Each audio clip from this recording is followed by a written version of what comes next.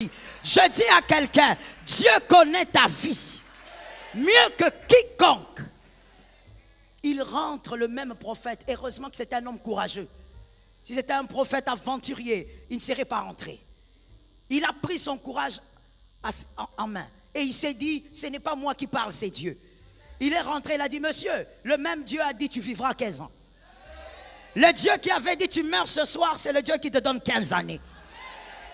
Aucun prophète, my Jesus, ne maîtrise ta vie. Voilà pourquoi lorsqu'un homme de Dieu parle, c'est un homme. Ce n'est pas un Dieu homme. C'est un vase qui porte Dieu. Quand tu n'es pas d'accord avec ce qui est sorti de la bouche, va parler à ton papa. Oh non, moi je ne sais pas s'il y a des pasteurs qui auront honte de le dire, mais moi je te le dis du haut de la chair. Tu n'es pas d'accord avec un message, dis seulement, merci pasteur Joël, va dans ta chambre, dis à ton papa, ce message-là, je le refuse. C'est ton père. Il n'y a que lui qui maîtrise ta vie. Alors comment veux-tu comprendre ta vie si tu ne consultes pas celui qui connaît ta vie mieux que personne?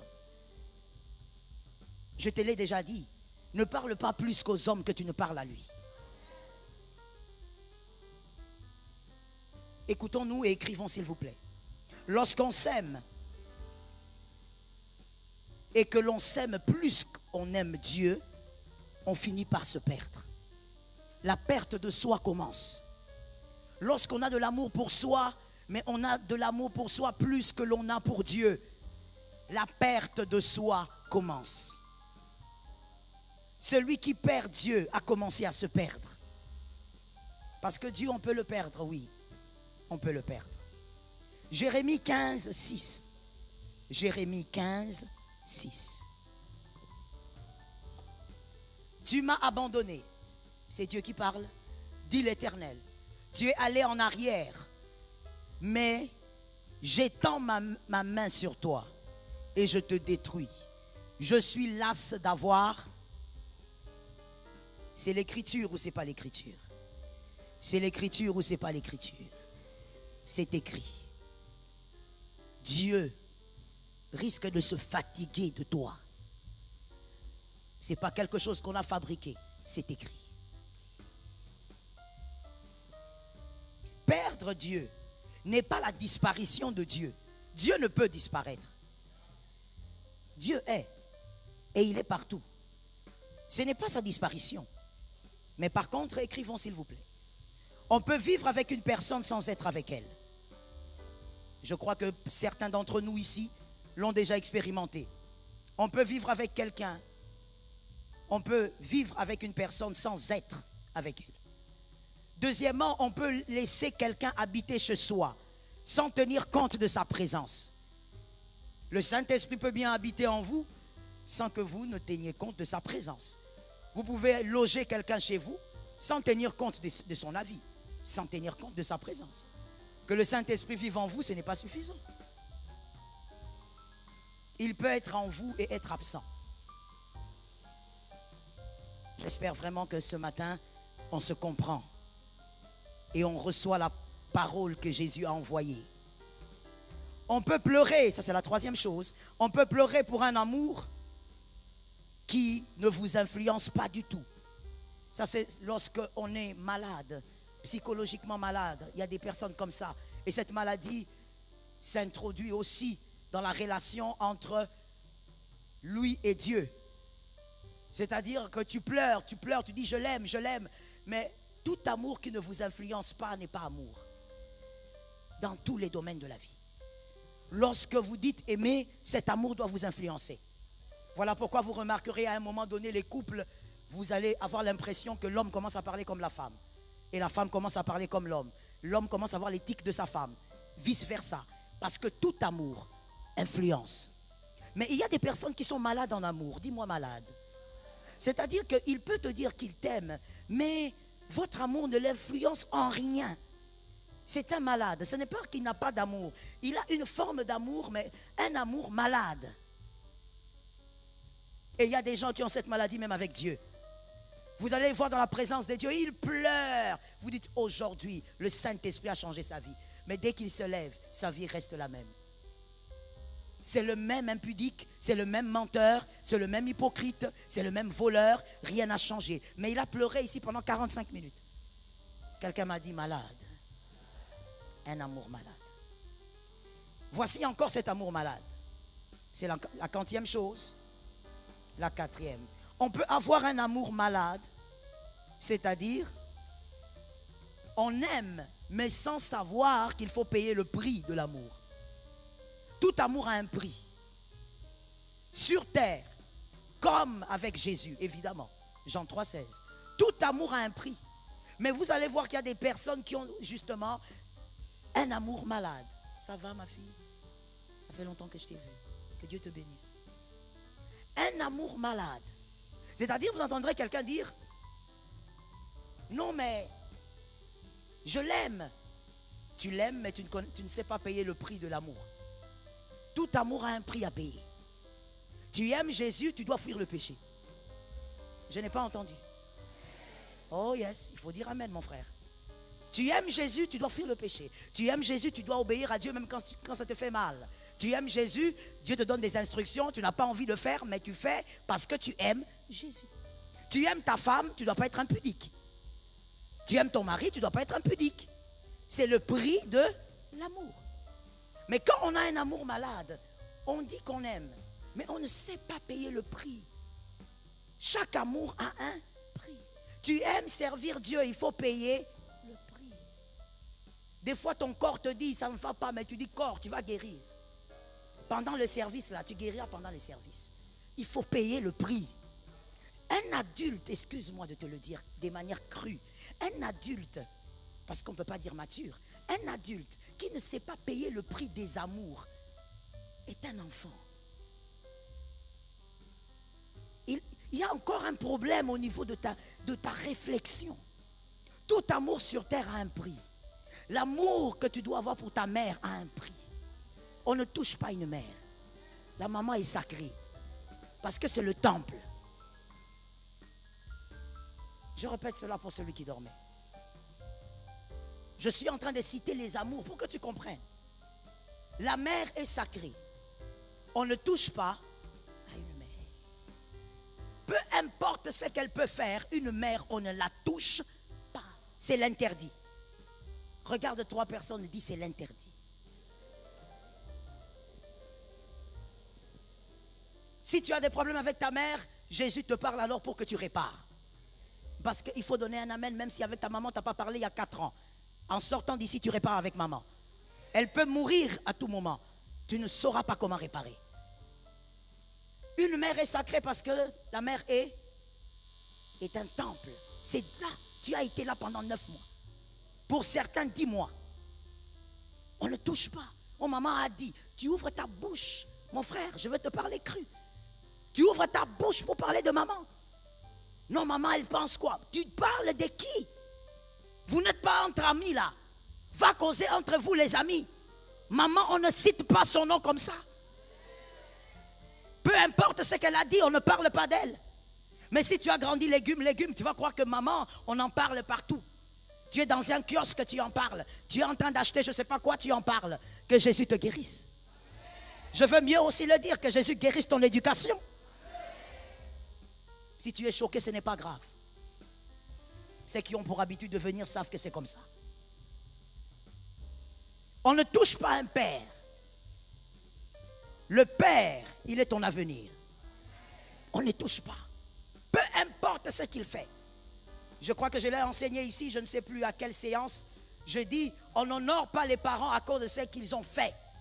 C'est à cause de ce qu'ils sont. Tu viens de cet homme. Cet homme est un repère.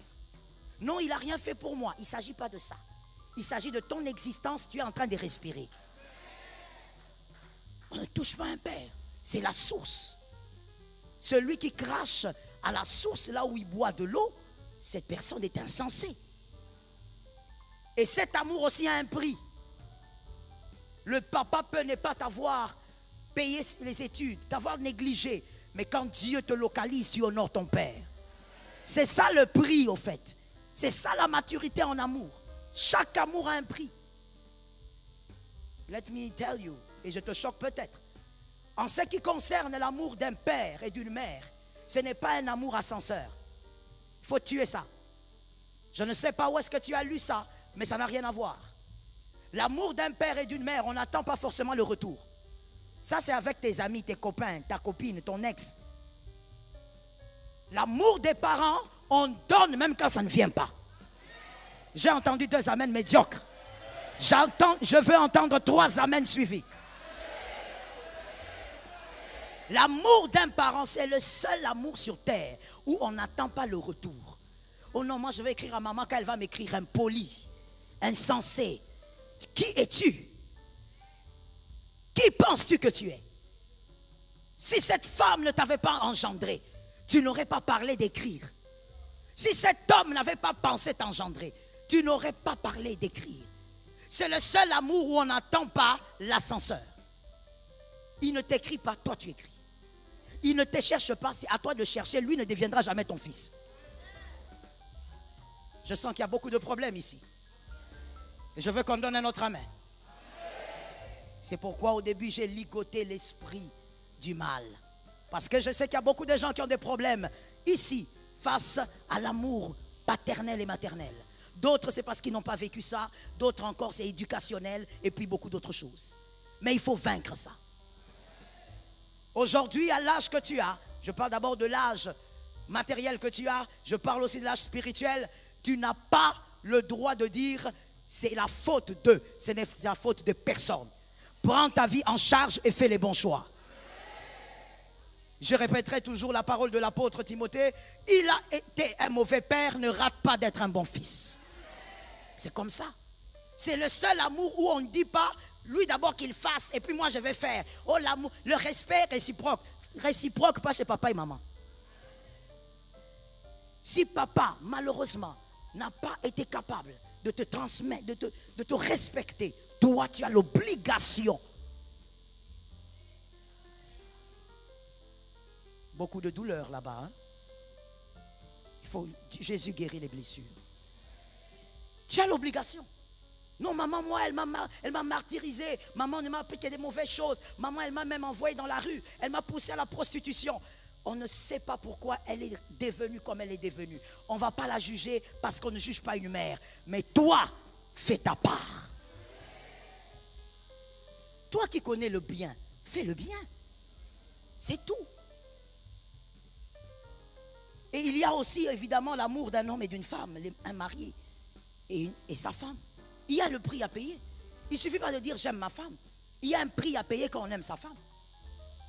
Quand on aime sa femme, on ne ricane pas avec toutes les filles de la rue. Il faut être un homme sérieux, tu es un homme responsable. Tu n'es pas là quand vous sortez là, le soir pour faire une balade, tu salues toutes les filles et tu t'arrêtes en train de demander si chacune sa grand-mère est vivante. Non, non, non, il y a un prix à payer. Parce que ton attitude, écoute-moi bien monsieur, ton attitude révèle quel type de respect on doit donner à ta femme. C'est à cause de ton attitude que nous allons voir quelle est la pondération qu'on pourra donner à ta femme comme respect. On va donner quel pourcentage? Si toi tu es un homme qui rit avec toutes les femmes, tout le temps, partout, tu montres tes dents partout, alors toutes ces femmes aussi vont se moquer de ta femme. Personne ne va la respecter. Quand tu dis que tu aimes quelqu'un, il faut savoir que dans l'amour, il y a le prix à payer. Tu dis que tu aimes ton mari, tu ne peux pas être là, une femme, tu es sur TikTok, tapoter. Tout le temps. Ton mari, il a des chaussettes sales, tout est sale chez lui, il a un cinglé du temps antique. Toi, tu es là. Tapoter. Tu es tout le temps sur TikTok. Quelle génération de femmes? Femmes mariées, tout le temps sur TikTok. La nourriture de ton mari, quand on regarde, on ne sert même pas, excusez-moi, on ne sert même pas les chiens comme ça. Avec des bols archaïques, des thermos. Jusqu'aujourd'hui, toi, tu sers ton mari avec des thermos. Aujourd'hui, le monde aujourd'hui. Ne fais pas le visage comme ça, je te parle à toi. Jusqu'aujourd'hui. 21e siècle. avec tout ce qu'on peut avoir comme assiette et tout ça. Toi, ton mari mange avec des gros bols comme ça. Comme si c'était le prélude de l'enfer. Comme s'il allait mourir aujourd'hui, il ne va plus manger. Tu es ces gens-là, tapoter, tapoter. Vous êtes là, vous êtes là. Qui sont là? L'amour a un prix à payer. Non, mais est-ce que ça veut dire que comme je suis marié, moi je veux sortir avec mon copine? Si il te dit non, c'est non. L'amour a un prix à payer. Toi, tu ne savais pas qu'en te mariant, tu te mettais sous le joug. En te mariant, tu as accepté le prix. Un chef qui peut te dire non. J'étais en train de le dire quelque part. Plusieurs fois, je suis allé prêcher sur Kinshasa ici, dans certaines églises. Je dis plusieurs fois. Je suis allé prêcher en colère. Arrivé devant l'église là où je devais prêcher, j'ai commencé à chercher l'onction. Que Dieu me délivre de la colère. J'ai commencé à parler en langue. Seigneur, enlève la colère. Enlève la colère, Seigneur. Je vais prendre le micro. Pourquoi? Parce que je veux aller prêcher mon mari. La plupart des cas d'ailleurs, mon mari était à l'étranger. La toute dernière fois, il était à Barcelone. Je veux aller prêcher sur Kinshasa. Alors je termine. Il m'appelle. Je lui dis non, je m'apprête, je dois aller prêcher. Il m'a dit ah mais tu avais une prédication là-bas, tu ne m'avais pas dit. Je dis bon, moi aussi j'avais oublié. Hein. C'est Mireille qui me rappelle que je dois aller là-bas, donc je dois courir. Il me dit ok, fais l'appel vidéo, je vais voir la robe que tu as portée. Là déjà la colère commence. J'ai dit attends, il n'y a pas de réseau. Le réseau est mauvais. Et après ça, quand je fais l'appel vidéo, non, pas ça, va changer. Je suis déjà prête, va changer. Je porte ce que je ne veux pas. Oui, mon fils, plusieurs fois. Tu me vois sur la photo en train de sourire, mais j'ai l'habit que je ne veux pas porter.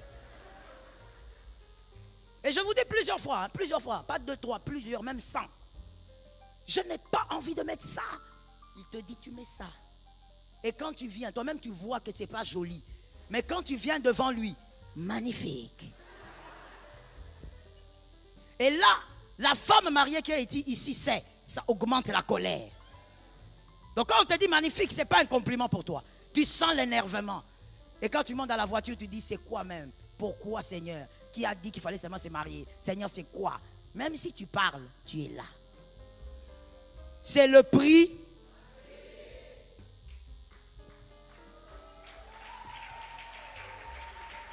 Dans tout amour, il y a un prix à payer. Si tu crois que toi, tu vas seulement aimer quelqu'un comme ça gratuitement, tu es enfant, reste là où tu es. N'aime personne.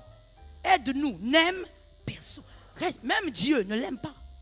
Parce que s'il y a quelqu'un qui demande un grand prix, c'est Dieu. C'est là où l'apôtre Paul dit, mais il réfléchit et puis il conclut. Tout m'est permis, mais tout ne m'est pas utile. C'est-à-dire que je peux faire si je veux. Il ne va pas envoyer un ange avec le fouet. Mais comme je l'aime, je dois payer le prix.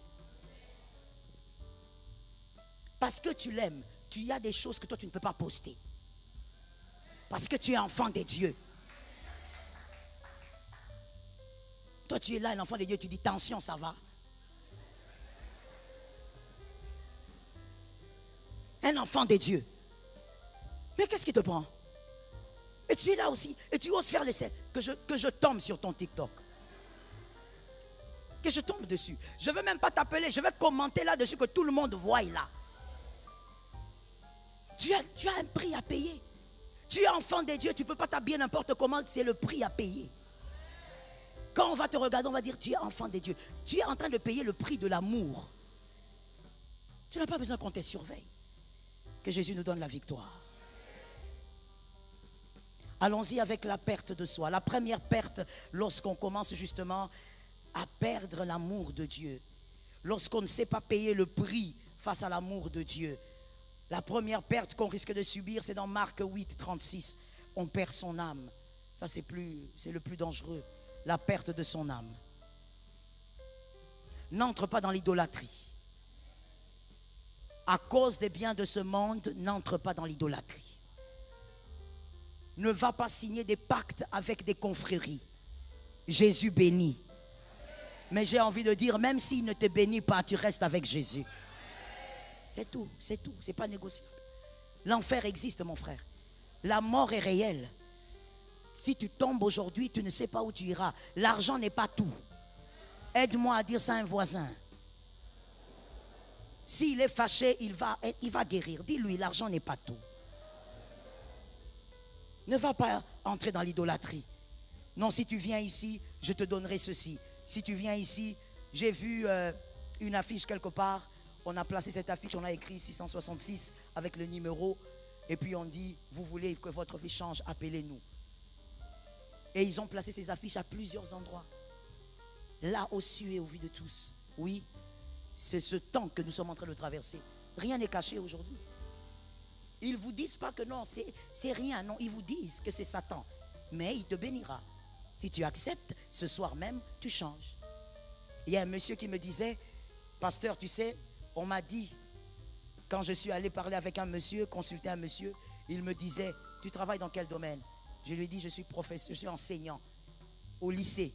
Alors il dit, ok, si tu acceptes l'initiation, tu amènes l'équivalent en francs congolais, ça peut être l'équivalent de 200 000 francs. Si tu emmènes ça, on fait l'initiation, toi-même tu iras acheter les bougies et tout ce qu'il faut, on va t'orienter, tu vas amener ça, on te fait l'initiation, mais ça sera vraiment l'étape 0 parce que tu es au début, mais dans 2 semaines, tu vas voir, le ministère de l'enseignement va te chercher et le monsieur était là en train de me raconter, il me dit, pasteur, on me dit tout ça peut se passer dans 2 semaines. Et que ce soir, d'abord, après l'initiation, quand tu rentres dans ta chambre, tu vas trouver sur ton lit des bottes d'argent. Ça se fait devant tous. La mort existe. Avant même de te parler, le ciel là, la mort existe. Et quand tu meurs, on ne sait pas où tu iras après. L'argent n'est pas tout. Arrêtez de vous rendre malade pour l'argent. C'est même un signe. Soit vous êtes un homme charnel, vous êtes enfant de Dieu, mais vous êtes charnel, ou encore, vous n'avez pas connu Dieu.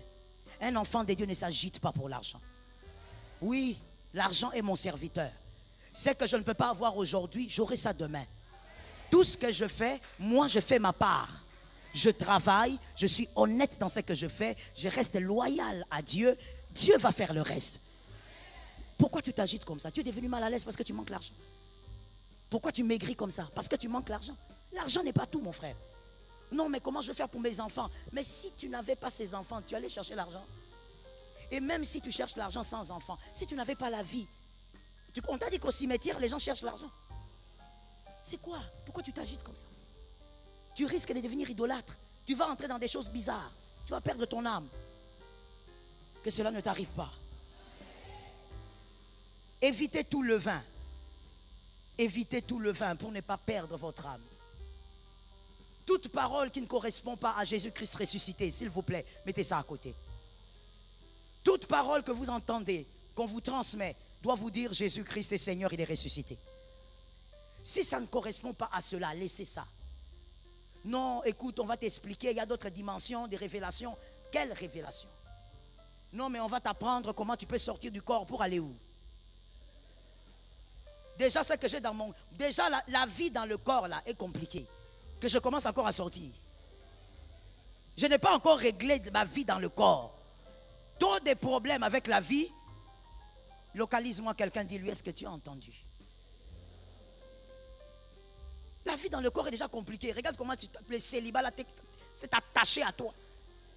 Tu veux encore sortir pour aller vivre quoi? Un autre célibat ou bien? Vous savez certaines choses, il suffit seulement de réfléchir, vous direz, j'ai pas besoin de ça. J'ai besoin de connaître Jésus-Christ ressuscité. J'ai besoin de connaître tout ce qui m'amène vers le Christ. Tout ce qui peut m'aider à garder mon ciel. Non, tu vas faire des prières et puis tu vas avoir l'esprit prophétique. Le prophétique est un don qui vient de Jésus. Si tu en as, tu en as. Tu n'en as pas, tu n'en as pas. La Bible quand même donne une brèche et dit, tu peux aussi demander les dons. Voilà, tu peux demander. Demande ça normalement. C'est un papa. Tu n'as pas besoin de faire beaucoup de formules pour demander quelque chose à ton père. Dis, papa, donne-moi ce don-là. Et si papa voit que tes motivations sont pures, il va te donner. Mais s'il trouve que tu veux utiliser ça pour devenir un petit Dieu, il ne te donnera pas. Le don, c'est pour bénir les autres. Ce n'est pas pour que tu deviennes un petit Dieu. Que Jésus nous aide. Deuxième perte de soi, c'est perdre la foi. Lorsqu'on perd la foi, selon Job 30, 17, on perd la foi à cause des épreuves. à cause des épreuves. Job 30, 17. Les épreuves s'élèvent tellement que tu dis non, quand est-ce que ça va s'arrêter? Je n'en peux plus. Je n'en peux plus. J'ai traversé la vallée, mais la vallée ne s'arrête pas. Ne perds pas la foi. Toute épreuve annonce une couronne. Oh, garde ta couronne in the name of Jesus. Ne perds pas la foi. C'est difficile, n'écoute pas les hommes, écoute Dieu. C'est difficile, écoute les promesses de Dieu. Dieu t'a dit, tu ne mourras pas. Dieu t'a dit, même si la barque est agitée, tu iras de l'autre côté. Il t'a dit 2025, il t'attend là-bas. Ne perds pas la foi pendant les épreuves. C'est dur, mais c'est possible de traverser. C'est dur, mais ça ne te tuera pas si tu refuses de perdre la foi. Voilà pourquoi je te dis, n'écoute pas les hommes, écoute Dieu. Des fois, on perd aussi la foi. La deuxième chose, c'est à cause des promesses qui tardent. 2 Pierre 3, 9. 2 Pierre 3, 9. Des fois, on perd la foi dans le parcours. Il y a une perte de soi qui se manifeste à cause des promesses qui tardent. 2 Pierre 3, 9. Le Seigneur ne tarde pas dans l'accomplissement de la promesse, comme quelques-uns le croient, mais il use de patience envers vous, ne voulant pas qu'aucun périsse, mais voulant que tous arrivent à la repentance. Quand Dieu tarde pour une promesse, et tu constates même qu'il t'a donné une date, et la date est passée, écoute-moi très bien, voici la réponse et l'écriture. Dieu veut t'amener à un esprit, à avoir un esprit de repentance. C'est-à-dire que Dieu t'a promis une chose, mais Dieu voit que jusqu'ici, s'il te donne cette chose, tu te perdras. C'est lui-même qui t'a promis. Personne ne l'a forcé. C'est lui-même qui est venu te dire en plein culte, mon tel, tu verras ceci, tu auras ceci. Mais si tu constates que la date que Dieu t'avait donnée passe, Dieu n'a pas menti. Je reprends. Tu constates que la saison que Dieu avait promis, elle passe, Dieu n'a pas menti. Le prophète ou celui qui a donné le message ne s'est pas non plus trompé. Mais seulement l'écriture dit, il use avec toi de patience. Tu n'as pas encore un esprit de repentance. Comme David, s'il pêche, il rentre vers Dieu. Dieu voit que s'il te donne la chose en 2024, il te perd.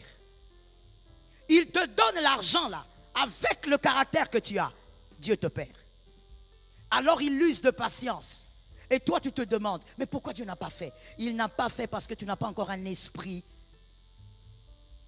J'entends beaucoup ici, je n'entends pas ici. Un esprit de repentance. Ça veut dire quelqu'un qui est assez humble, qui est brisé par Jésus.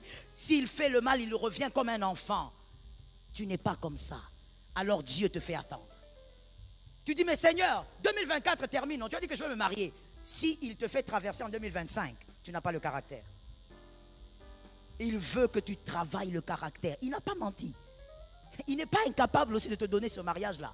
Mais il a constaté que tu n'as pas l'esprit de repentance. Comment tu seras une femme dans un foyer sans un esprit de repentance? Tu ne sauras pas demander pardon. Comment vous allez vivre? Tu seras un homme orgueilleux. Dès que Dieu te bénit, tu deviens un homme orgueilleux. Tu refuses l'église, tu refuses les membres de ta famille, tu refuses ta femme. Il n'y a que toi qui compte. Dieu dit, il faut d'abord qu'il crée en toi un esprit de repentance. Quand la promesse saute de date, retiens ça. C'est toi qui dois travailler. Le problème c'est toi, c'est pas Dieu, c'est pas le prophète, c'est toi. Dieu veut te briser. Dieu est un Père extraordinaire. Il peut venir chez toi sans te dire, tu es impoli.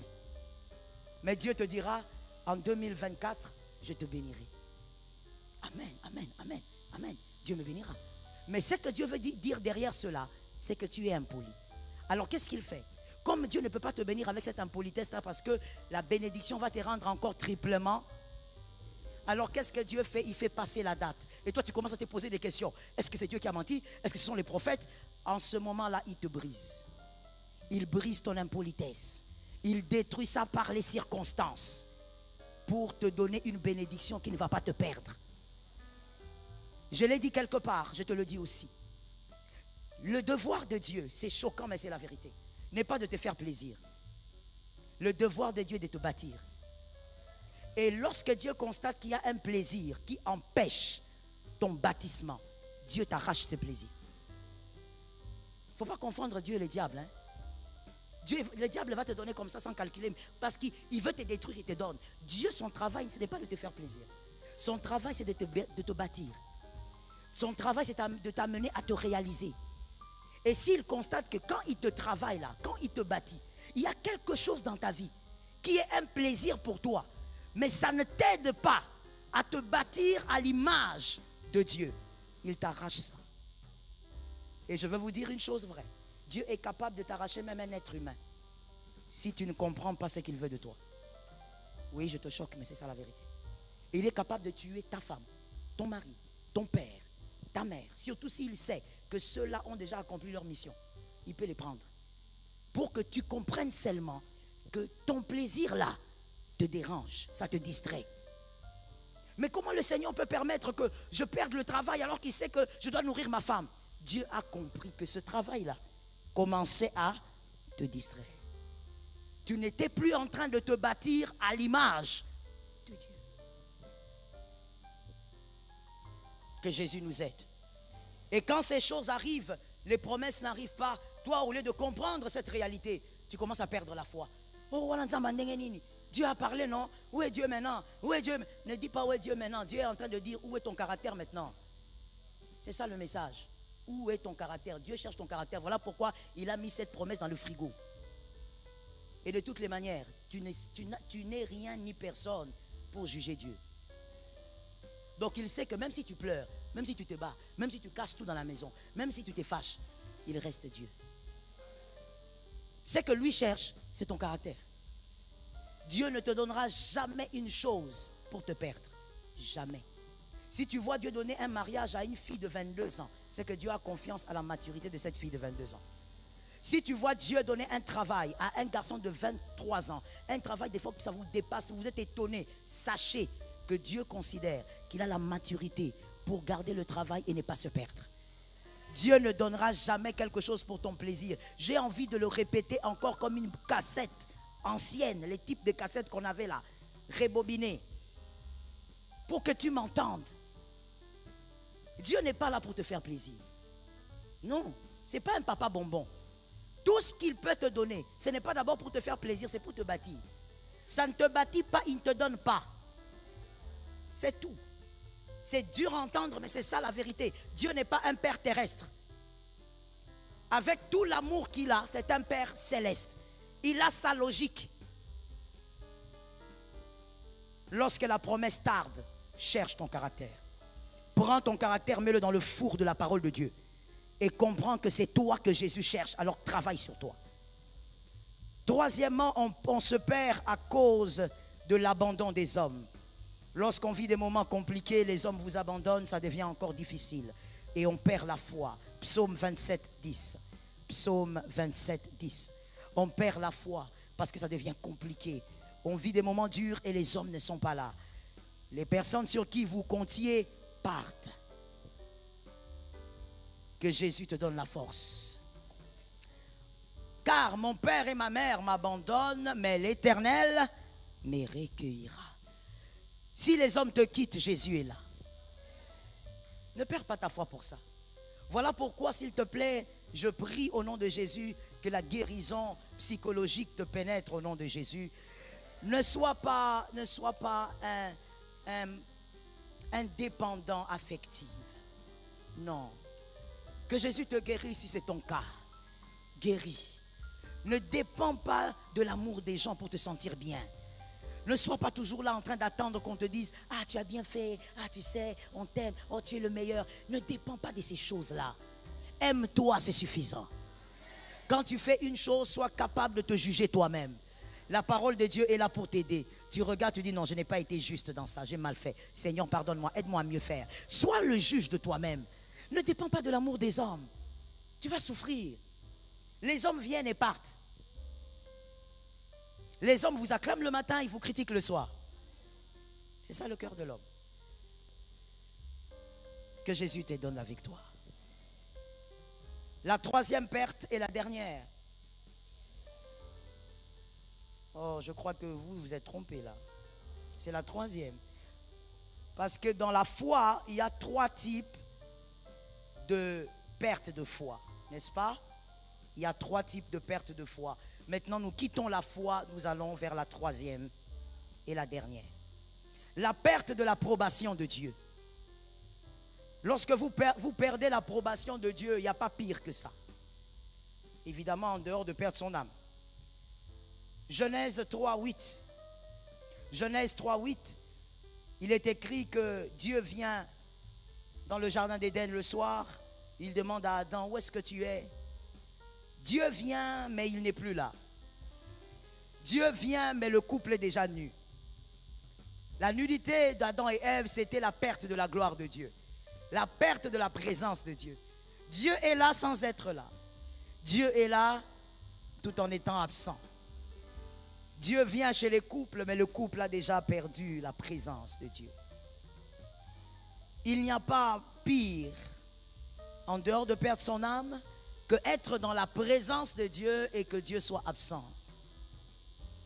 C'est horrible. Lorsqu'on est dans la présence de Dieu et que Dieu, lui, est absent, on va utiliser l'onction, l'onction ne va plus nous utiliser. Et là, on devient Saül. 1 Samuel 15, 24. 1 Samuel 15, 24. On devient Saül. Au lieu que l'onction vous utilise, vous commencez maintenant à utiliser l'onction. Parce que l'onction a arrêté de vous utiliser.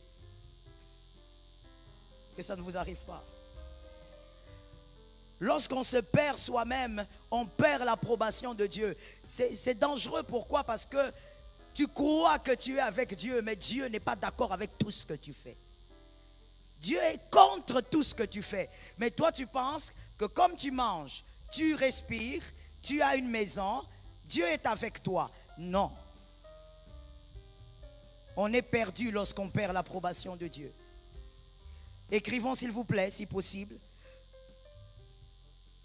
Lorsqu'on perd l'approbation de Dieu, cela ne commence pas le jour où on perd la force. Et là, je suis avec Samson. Ça ne commence pas le jour où on a perdu sa force. Juge 16, 20. Juge 16, 20. Le jour où Samson perd sa force, ce n'est pas ce jour-là que Dieu était absent. Non.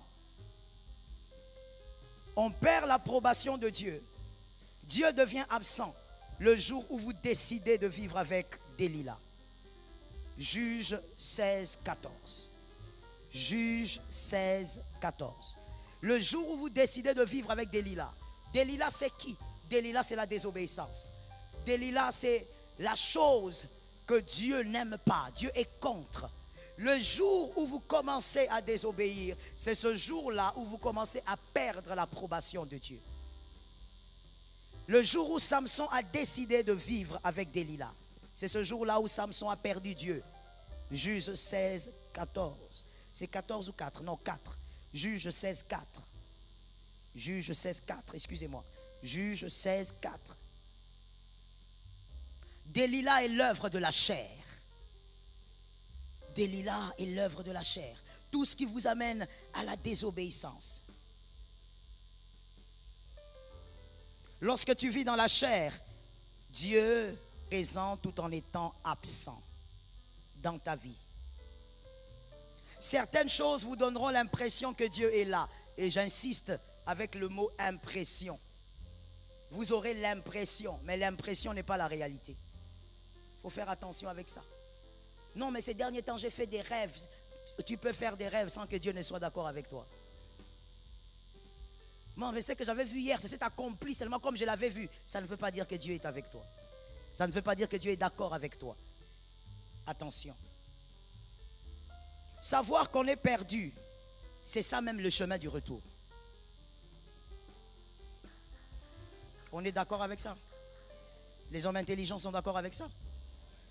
Le jour où tu comprends que tu t'es perdu, c'est ce jour-là où tu te retrouves. Où tu retrouves le chemin. Celui qui est perdu sans savoir qu'il est perdu, c'est celui-là qui meurt dans la perdition. Tu crois que Dieu est avec toi alors que Dieu n'est pas d'accord. Tu crois que Dieu marche avec toi alors qu'il n'est pas d'accord. tu vas à l'église, tu vas au travail, tu fais tes choses. Dieu n'est pas d'accord avec tout ce que tu fais. Pourquoi? Tu as désobéi à Dieu. Delilah, tu as gardé Delilah dans ta vie. Delilah. La désobéissance n'est pas une petite chose. Il n'y a pas grande et petite désobéissance. Aide-moi à dire à un frère, la désobéissance est dangereuse. Localise-moi celui qui est là derrière, s'il te plaît. La désobéissance est dangereuse. Samson lui avait dit, ne va pas là-bas, ne va pas prendre cette femme-là. Non, non, non. Lui, tellement qu'il prenait, il est tombé sur Delilah. Le jour où tu désobéis à Dieu, Dieu te regarde, tu rentres, tu demandes pardon. Mais attention, regarde-moi très bien pendant que je parle, s'il te plaît. Attention. Pourquoi? Malgré que tu es allé vers le chemin de la repentance, tu as ouvert dans ta vie aussi le chemin de la désobéissance. Fais attention. C'est pourquoi le commun de mortels, sans esprit du Seigneur, a pu dire, celui qui a volé un œuf volera un bœuf. Ce sont les mondains qui ont dit ça. Mais pourquoi ils sont arrivés à cette conclusion? C'est pour seulement dire que celui qui connaît maintenant les chemins du vol, volera encore. C'est comme l'impudicité. Lorsque toi, tu touches à une autre femme que ta femme, ça ne s'arrêtera pas là. Tu as goûté à ce qu'il ne fallait pas goûter. Tu as commencé à ce qu'il ne fallait pas commencer. Ça devient comme un ruisseau. Tu vas partir. Samson a commencé avec une femme. Il est allé jusqu'à Delilah. La désobéissance. Tu te dis, oh, j'avais déjà demandé pardon. Oh, même la Bible dit, il a oublié. Je n'ai pas de problème avec ça. C'est l'écriture. C'est sûr que Dieu ne se souvient plus de ton mal. Mais toi-même, tu te souviens du chemin de la désobéissance. Et ça, c'est dangereux. Ne laisse pas dans ta vie un chemin qui te détruira demain. Je n'ai pas entendu. Oui, toi, tu entends seulement que je te dis reçois. Tu ne recevras pas. À part la connaissance ce matin, tu ne recevras pas. Je disais, ne laisse pas une chose qui va te détruire. Ne garde pas Delilah. Vous savez, il y a des choses, des fois, on lit dans la Bible, on dit, oh, comment il a été si bête. Tu es sûr? Tu es sûr que toi, tu ne fais pas pire? On ne laisse pas la chose qui va te faire du mal demain. Non, c'est pas grave, je gère. Tu ne gères pas. C'est le mal qui va te gérer. Localise-moi, quelqu'un dit, lui, ne gère pas le mal. Localise-moi, quelqu'un dit à cette personne, chasse le mal. Tu verras un homme. Est-ce qu'on peut réfléchir? Je posais la question, est-ce qu'on peut réfléchir? Oui, j'ai quelques minutes, alors donne-moi ton oreille et ton cerveau, j'en ai besoin, s'il te plaît. Tu verras un homme de 50 ans en train de dire, bah écoutez, arrêtez d'extrapoler. La petite fille là de 18 ans, ben, c'est une gamine, je la gère. Tu la gères. Je vais te raconter l'histoire de quelques gamines. Et tu vas me dire après si tu peux toujours gérer, même si toi tu as 60 ans et qu'elle a 18 ans. Il y avait une femme, à peu près de 13 ans. Elle est dans sa chambre ou peut-être dans la cuisine, je ne sais pas. Elle voit un être étrange apparaître dans sa chambre. Elle ne fuit pas. Quelqu'un m'a dit, la petite là de 13 ans, elle fait pas quoi? Quelqu'un est apparu dans la chambre sans ouvrir la porte. Un homme adulte. Elle n'a pas. Quelqu'un m'a dit 2. La personne là lui dit, tu vas tomber enceinte. Elle dit, je ne connais pas d'homme. La personne lui a dit, le Saint-Esprit. Je précise, elle ne connaissait pas le Saint-Esprit. Toi tu connais, elle ne connaissait pas. Que quelqu'un me dise 3. Et la fille, la petite là, elle dit, Amen. Une fille de 13 ans. Elle accepte qu'un inconnu lui dise qu'elle va tomber enceinte d'un Saint-Esprit qu'elle ne connaît pas. Mais elle dit, est-ce qu'on peut évoluer? Ok. Parce que quand on te parle d'Ève, tu es un peu saoulé d'Ève. Je vais te parler aussi d'autres femmes. Tu as vu la femme? Quel âge? Merci. Une deuxième. Celle-là, c'est celle dont on parle ici. Elle rencontre un homme fort qu'on appelle Samson. Il a des tresses, il est beau, il a la force. Elle arrive à la voir comme gars et puis ils vivent ensemble. La Bible dit que Samson, à cette époque, il tuait des milliers d'hommes. Prenons un nombre comme ça. Mettons 10 000 hommes. Samson a peut-être tué 10 000 hommes avant de rencontrer Delilah. C'était une jeune fille. dans la vingtaine, comme le disent les historiens. Et un jour, cette fille arrive à capturer le tueur de 1000 hommes. C'est que la fille là a la capacité de tuer combien d'hommes? Non, j'avais dit, j'ai besoin de ton cerveau seulement.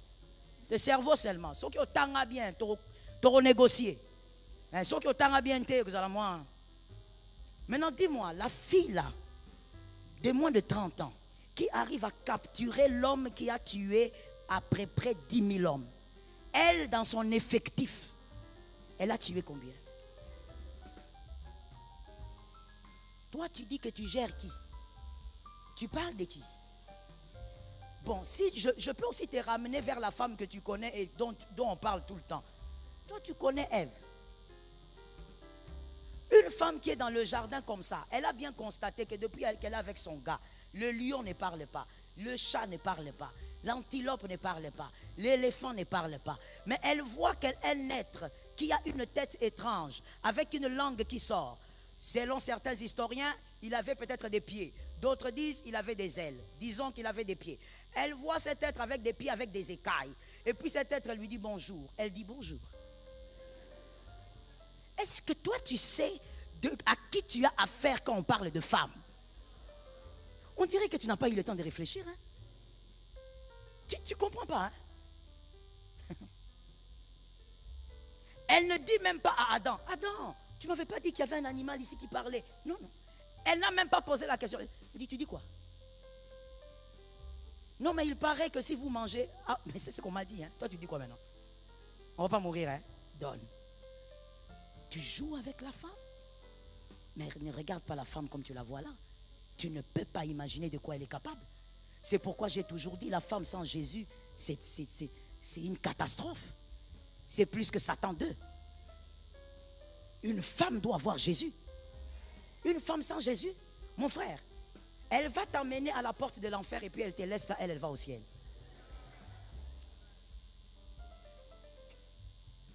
Moi-même, je suis femme, mais j'ai peur de la femme. Oh, je te dis, aujourd'hui, je te révèle les secrets. Quand je reçois un homme dans mon bureau, je suis apaisé. Quand je reçois une femme, je commence à rabababa. Parce que la femme, tu ne peux pas imaginer ce qui se passe dans sa tête. Toi, tu ne peux pas dire, monsieur, que tu gères une petite... Oh, c'est une petite fille de 17 ans. Monsieur, elle va renverser ton mariage, tu ne vas même pas comprendre. Tu ne vas même pas voir venir comment les choses se sont passées. Fais attention. Ne dis jamais, je maîtrise. Le mal, on ne maîtrise pas. Le mal, on chasse. On ne reste pas avec le mal. Le jour où tu désobéis à Dieu, ce n'est pas le jour où tu pêches. C'est le jour où tu acceptes le mal à côté de toi. C'est ce jour-là où l'approbation de Dieu a commencé à se déplacer. Tu pries, mais Dieu ne t'écoute pas. Tu jeûnes, oh, c'est une grève de faim. Dieu ne compte pas. Que Jésus te donne la victoire. Terminons s'il vous plaît. Et disons ceci. Dalila est la désobéissance qui normalise le mal. Dalila est la désobéissance qui normalise le mal. 2. Dalila est le mal qui amène à tomber amoureux, de ce mal. C'est-à-dire, vous commencez un mal, vous n'arrivez plus à arrêter parce que vous êtes tombé amoureux du mal. Au nom de Jésus, sois délivré. Je n'ai pas entendu des amens sincères. Que les chaînes se brisent au nom de Jésus.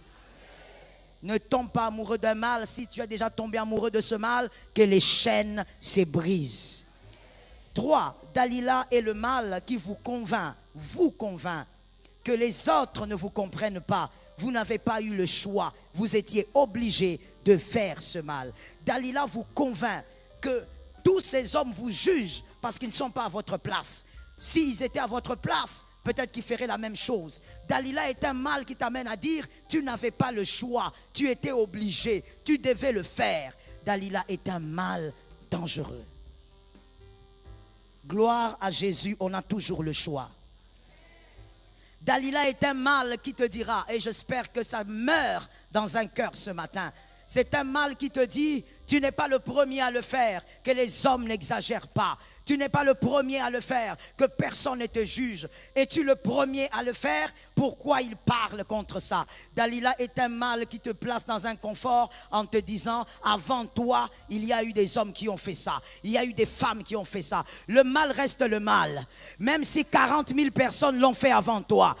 Je n'ai pas entendu, j'ai besoin d'un amen. Oh, écrire ne t'empêche pas de dire amen.